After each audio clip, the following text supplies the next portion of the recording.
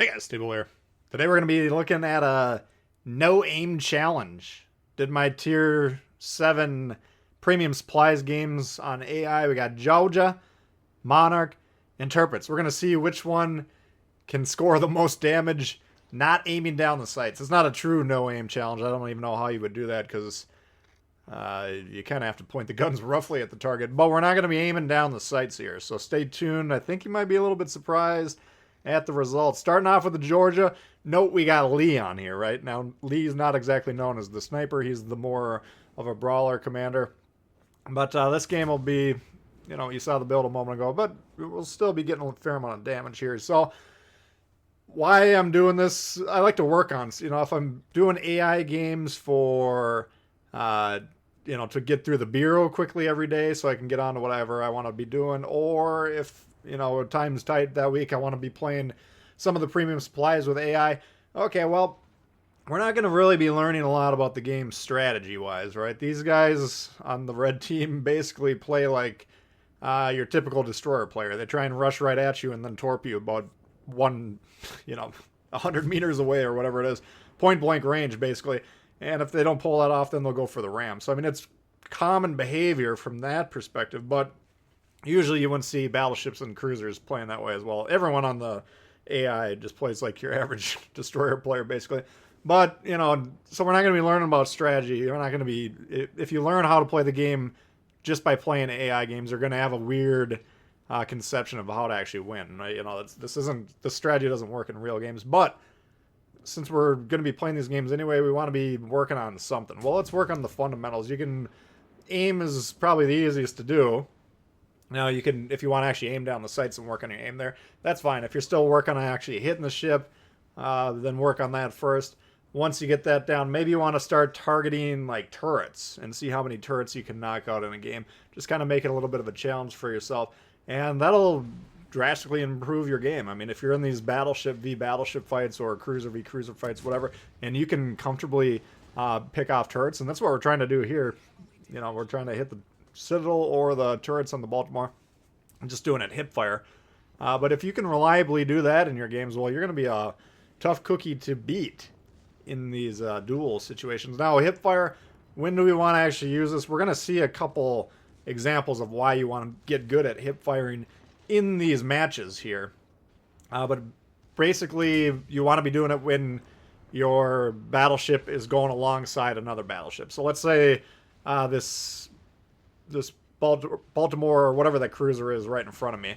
Let's say they're coming towards me and I'm moving towards them. Well, if I'm aiming down the sights, almost always what's going to happen is your turret traverse is going to get goofed up, and a lot of times you won't even be able to get the shot off because where you thought you were going to aim, all of a sudden it's just not going to work out, and boom! And those are the kind of shots you can get, point blank range like that. Harder to get that aiming in the sights. It just is. You can aim down a little bit more, hip firing those. So you can get really juicy shots if you get good at this. But especially these battleship v battleships where they're both going in opposite directions, you gotta understand how to hip fire. And we'll see some more concrete examples of this in the following two matches. But off to a pretty good start here with the Georgia. You can see the longer range shots. Now I get a little bit better at it by game 3. Normally when I'm working on hip fire and I'm not shooting anywhere outside of, point blank range usually. But it's, it's kind of fun to practice it anyways. You don't want to be doing this sort of challenge in a real game, at least from your teammates' perspective, because they're going to be like, dude, this guy can't hit anything. It's kind of annoying to have him on my team.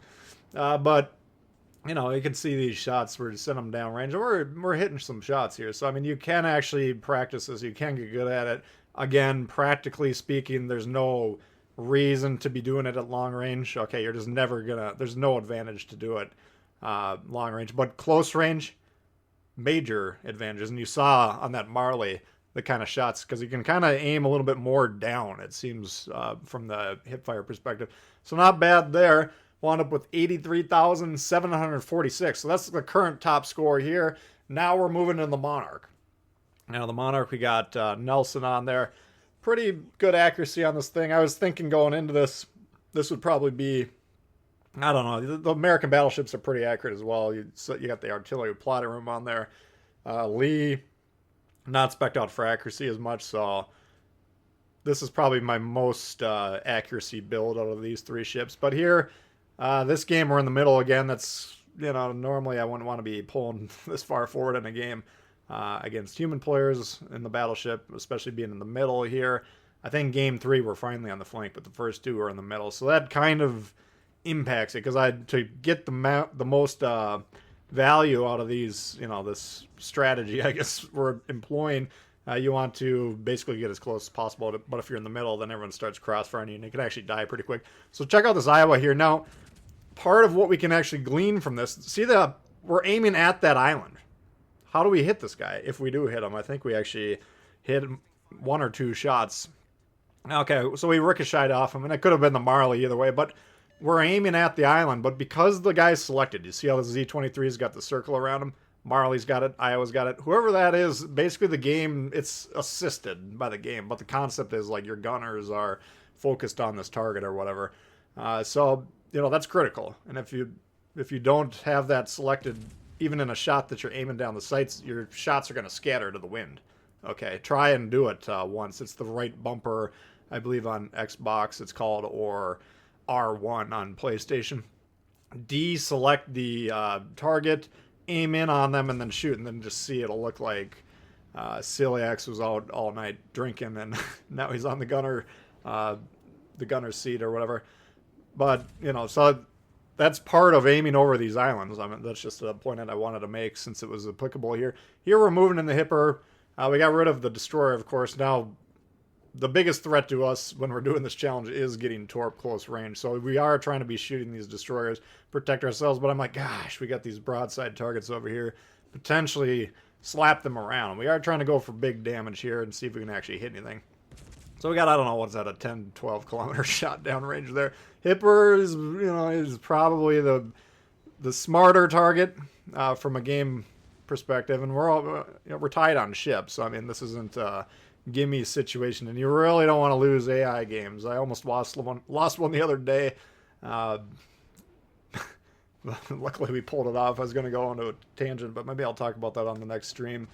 But anyway, we should, in a normal situation, I would be definitely trying to kill that Hipper. Now here I'm zooming in here, but I'm trying to see is he going forward or back, because I think last time we shot at him, it went in front of him, and it looked like he was backing up. So I want to confirm that. It's not like we're not looking at downrange, but whenever I do this, if you're paying a close attention, if I zoom in, then I'll kind of do a little circle, or I'll deliberately skew my aim so we're not getting that auto aim assist. I don't want to actually have the computer sighting these shots whatsoever. There, you can see we're continuing to try and hit the guns, but now here's what we're talking about. Okay, we got the Vlad coming at us. We're coming towards the Vlad. Now, basically the play we want to make is get the guns pointed to the side at the expected point where we're going to have them. We want to be shooting into the citadel, and we want to be shooting down. So we're going to wait till we get past the second turret. Then we can expect the citadel. If we're aimed down the sights here, all of a sudden the aim's going to get dragged behind, and we're actually not even going to be able to pull the trigger. Boom, boom, boom. Got the citadel. Got the shots. Big time damage. We're up to 71k there. Didn't quite finish them off. A lot of times you will be able to blow up ships like that. The other day I was doing another, I think it was a legendary game in AI, and I blew up a Yamato that was damn near full health by doing this with, I can't even remember what ship. Oh, it was the Grober. I was trying to do some secondary challenges, which we might take a look at that at some point too. But, you can get huge shots. And speaking of huge shots, we're about to get one on the chops here. Ooh, boy. So what do we wind up with there? 93,240. So that moves into first place now. We got the Monarch topping the Georgia. Now, keep in mind we did have the accuracy build there, so maybe that pulled it forward a little bit. Maybe not. We'll see. Next up, Tirpitz. Now, Tirpitz, who do we got in there? I think we got the Scharnhorst commander. We'll see here in a sec. Yeah, the Scharnhorst. So I got this commander on my German battleships that have the Torps. You got the Scharnhorst itself, Tirpitz, Odin, and Gneisenau, I believe, are the four. So it's kind of a speed build, and I think it was reload. I can't even remember what the second inspiration was, even though we just looked at it. But not a lot of actually baked in here. Maybe one of the perks had it on there. But, the Germans. Now, this ship did get a little bit of a boost to the accuracy recently, I believe. The Bismarck in this one did. So, not as wild as it used to be, but we'll be taking a look at it here. The number to beat, 93,240. Okay, so here's the shores. so what is it, 14 kilometers away. Now, by this time, this is the third game, I'm getting a little bit better at aiming at these ships. Like, I'm putting the aim dot right basically at the tip of that ship. You know, before the first game we saw, I was taking some long-range shots, and they were dropping quite in front of them. Now we're getting the hang of long-range hip fires, so maybe we don't even need to aim anymore. Maybe this is going to be the new way to play the game. I don't know. Probably not, but we are actually able to connect some of these shots outside of 10 kilometers, which is pretty good. Okay, and again, I'm not recommending any. Ah, God, and people are gonna watch this, then they're gonna be on my team not aiming, and I'm gonna be like, oh my God, what's going on out there? But I honestly would practice it for the close range brawls. Okay, in those situations, you do need to be able to hit these shots, and you can just absolutely destroy people. We saw the Marley taking out the shores there, picking citadel shots. We got the Jervis coming in behind them. You know, this is a valuable skill to have. It's not going to be utilized, you know, on a constant basis. It's probably not even every single game. I don't know.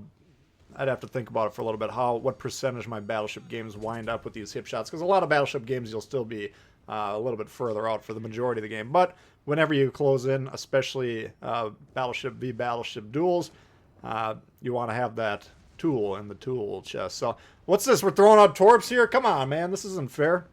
Hey, we didn't say anything about torps in the no aim challenge. I guess we... I don't know how to not aim torps. I'm thinking about it, if you could do it or not. But he's got a built-in advantage here. Okay, so we're up to 30k now. He's got the secondaries going off as well. We can't turn them off. So we're playing the ships as they exist. Amagi, I'm going to take a crack at his guns here.